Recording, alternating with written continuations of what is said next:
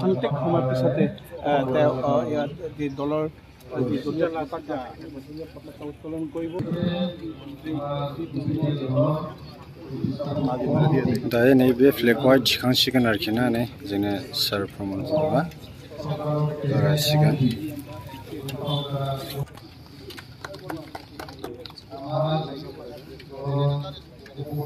बरायनानै लाग्रोबाय दायो जोंनि प्रमद बर' सारखौहाय आर'नाइ सोनानै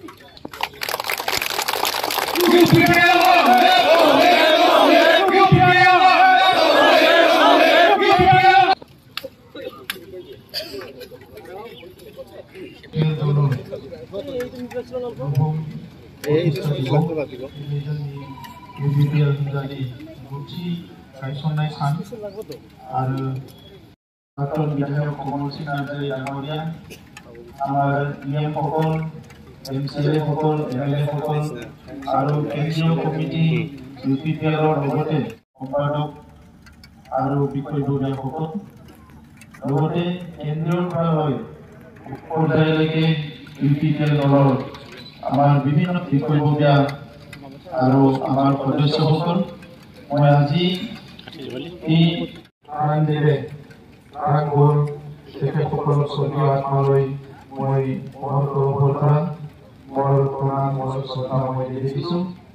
ইউপিপিএল দলৰ সকলো আমাৰ মেম্বাৰৰ পৰিয়ালবৰ্গলৈ মই শুভেচ্ছা জনাইছোঁ আৰু আজি এই ৯টা বছৰত ইউপিপিএল দলক গৌৰৱেৰে আদৰেৰে ভাল বেয়া সকলো সময়তে আমাৰ লগত থাকি আমাক মাৰ্গদৰ্শন কৰা আমাক সদায় সহায় কৰা এতিয়া অঞ্চলৰ সকলো জাতি জনগোষ্ঠী ৰাইজলৈ মই অশেষ ধন্যবাদ জ্ঞাপন কৰিছোঁ আৰু আজি আমি উপলব্ধি কৰিছোঁ ২০১৫ চনত যেতিয়া অঞ্চলৰ সেই সময়ৰ পিটিএডি অঞ্চলত যি এটা পৰিৱেশ আছিলে সেই পৰিৱেশটো বহুত মানুহে ভাবিছিলে যিটো মানুহৰ কাৰণে জীয়াই থকাৰ এটা ভাল পৰিৱেশ আছিলে সকলো দিশৰ পৰা ভুকি সকলো দিশৰ পৰা এটা আমাৰ সমাজৰ মাজত আছিলে আমি আমাৰ বৰ্তমান আৰু ভৱিষ্যতলৈ সেই সময়ত সকলো চিন্তিত হৈছিলে কাৰণ আহি থকা সময়বোৰ কেনেকৈ আমি ভাল এটা পৰিৱেশত আনিম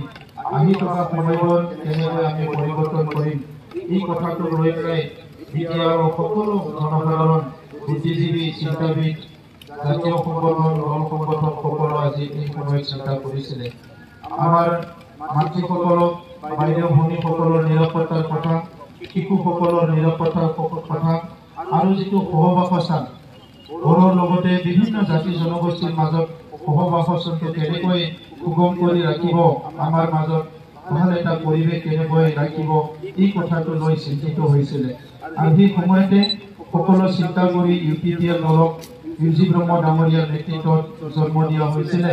যে অদূৰ ভৱিষ্যতত বড়োলেণ্ড অঞ্চলত এটা ৰূপান্তৰ সকলো দিশৰ পৰা এটা পৰিৱৰ্তন আনিব লাগিব আৰু সকলো জাতি জনগোষ্ঠী সকলো নাগৰিক ভালকে যাতে জীয়াই থাকিব পাৰে ইয়াৰ কাৰণে এটা পৰিৱেশ গঢ়িব লাগিব এই উদ্দেশ্য লৈ পেলাই এই সময়ত প্ৰত্যেকটো যি প্ৰত্যাহ্বান এই প্ৰত্যাহ্বানটোৰ সন্মুখীন হৈ আগবাঢ়ি অহা হ'ল আৰু পিছত পৰৱৰ্তী সময়ত দেখিলে যে সকলো ৰাইজৰ মৰম আৰু যি বিশ্বাস সেইটো পাবলৈ সক্ষম হৈছিলে আৰু 2020ত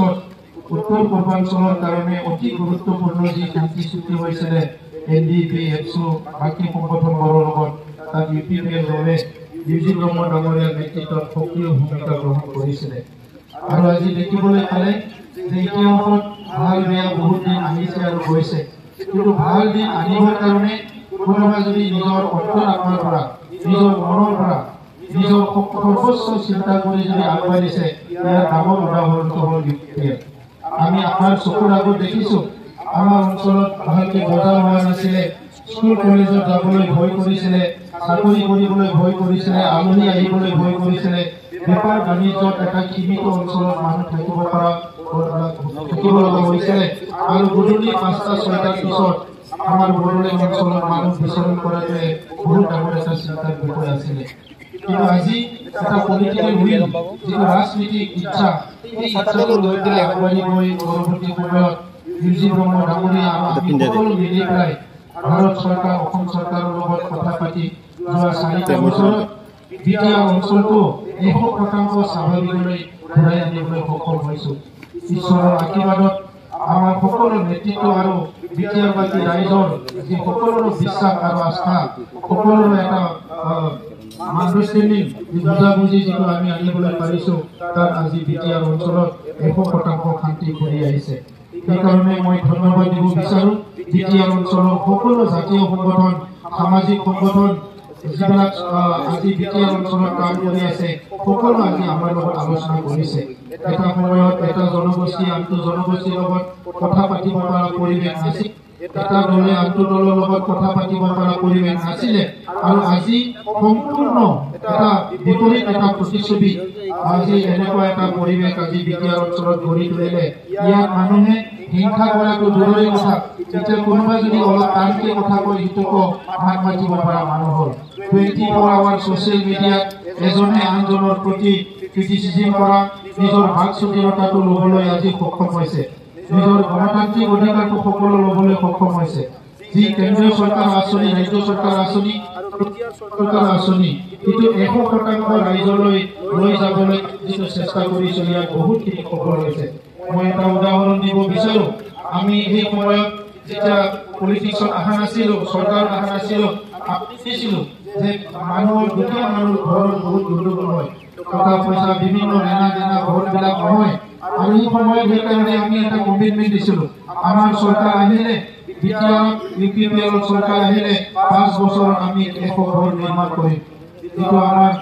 প্ৰধান যিটো আৱাস যোজনাৰ পৰা আহে কিন্তু এতিয়া দেখিলোঁ আমি 4টা বছৰ সম্পূৰ্ণ নহওঁতে প্ৰায় 3 লাখৰ ওচৰা-ওচৰি ঘৰ আজি নিৰ্মাণ কৰা হৈ গ'ল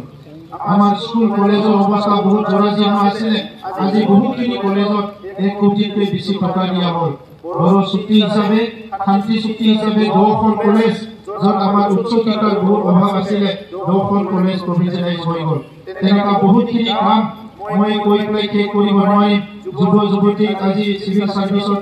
লৈ যোৱাৰ পৰা বিভিন্ন চাকৰি বাকৰিৰ কাৰণে তৈয়াৰ কৰা ভূমিৰ সমস্যাবিলাক সমাধান কৰা আজি ভূমিৰ ক্ষেত্ৰত বহুতে বহুত ৰাজনীতি চলাই আছিলে আগৰ পৰা অকল ভূমিকে লৈ সকলো ৰাজনীতি কৰি আছিলে কিন্তু আজি বিটিআৰ অঞ্চলত ভূমিক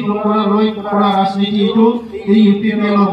সময়তে এইটো শেষ হৈ যাব কাৰণ এতিয়া অলৰেডি 1,42,000 পৰিয়ালৰ ভূমিৰ সমস্যা সমাধান কৰা হ'ল আৰু 2 লাখ পৰিয়ালৰ ভূমিৰ সমস্যা সমাধান কৰাৰ কাৰণে আমি আগবাঢ়ি আছোঁ কোনো ভাবা নাছিলে কাউন্সিল চৰকাৰত লেণ্ড ডকুমেণ্টবিলাক ডিজিটাইজ হ'ব কোনো ভাবা নাছিলে কাউন্সিলত ই অফিস হ'ব পাৰে, কোনো ভাবা নাছিলে বড়োলেণ্ডৰ নেশ্যনেল ইণ্টাৰনেশ্যনেল খেলা হ'ব পাৰে। আজি কোনোবা ক্ৰিটিচাইজ কৰিছে যে ইয়াত মানে খেলা পাতি পইচা উৰাইছে, কিবা উৰাইছে। আগতে বহুত ফেষ্টিভেল পাতি কোটি কোটি টকা খৰচ কৰিছিলে, ফৰেনৰ ঘূৰি কোটি কোটি টকা খৰচ কৰিছিলে। সেই নেতাবিলাকে দিনে ৰাতি জুৱা খেলিছিলে। আজি বড়োলেণ্ডত না জুৱা আছে, না মেলা আছে, না তেনেকুৱা কিবা আননেচেচাৰী কিবা মেলা পাতি পেলাই ইয়াতে কোটি কোটি খৰচ কৰিছে। ইয়াত সন্তোষ ট্ৰফি হৈছে, ইয়াত দুৰ্গা কাপ হৈছে, য'ত আমাৰ অঞ্চলৰ ল'ৰা ছোৱালীবিলাকে খেলত এটা ডাঙৰ এক্সপ'জাৰ পাইছে আৰু ভৱিষ্যতত